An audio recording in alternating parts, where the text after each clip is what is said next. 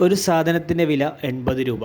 ഇതിൻ്റെ വില 25% കൂടി അതിനുശേഷം കൂടിയ വില 25% കുറഞ്ഞു എങ്കിൽ അതിൻ്റെ ഇപ്പോഴത്തെ വിലയെന്ത്? ഓപ്ഷൻ 75, 80, 85, 100.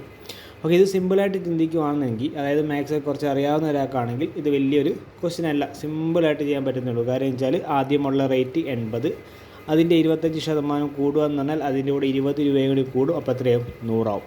ദെൻ ആ 100 വിലയ്ക്കകത്ത് 25% കുറയുക എന്ന് പറഞ്ഞു കഴിഞ്ഞാൽ 100ൻ്റെ 25% എന്ന് പറയുന്നത് 25 ആയതുകൊണ്ട് തന്നെ 100 മൈനസ് 25, 75 ആൻസർ കിട്ടും. ഇനി ഇൻ കേസ് ഈ ഒരു മോഡൽ അറിയാത്ത ഒരാളുണ്ടെങ്കിൽ സിമ്പിളായിട്ട് ചെയ്യാൻ പറ്റുന്ന ട്രിക്ക് വേറെ ഒന്നുമില്ല. എന്താ?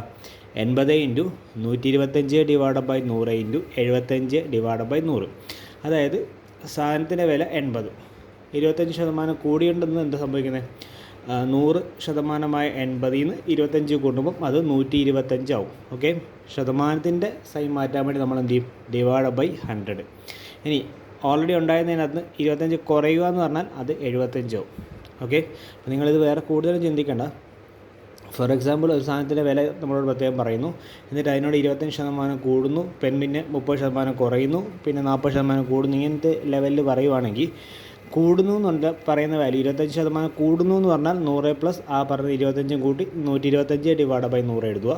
ദെൻ അതിനകത്ത് പിന്നെ 40% കുറയുന്നു എന്ന് പറയുവാണെങ്കിൽ 100ൽ നിന്ന് 40 കുറച്ച് 60 ഡിവൈഡ് ബൈ 100 കൊടുക്കുക. അങ്ങനെ എത്ര സെൻറ്റൻസ് പറയുന്നു അത്രത്തോളം എഴുതുക. ദെൻ വെട്ടിക്കളഞ്ഞാൽ നമ്മളെ ആൻസർ കറക്റ്റ് കിട്ടിക്കോളും. ഓക്കെ, ഇപ്പോൾ ഇവിടുത്തെ കേസ് എന്ന് പറയുന്നത് 80 × 125 ഡിവൈഡ് ബൈ 100 എന്താ?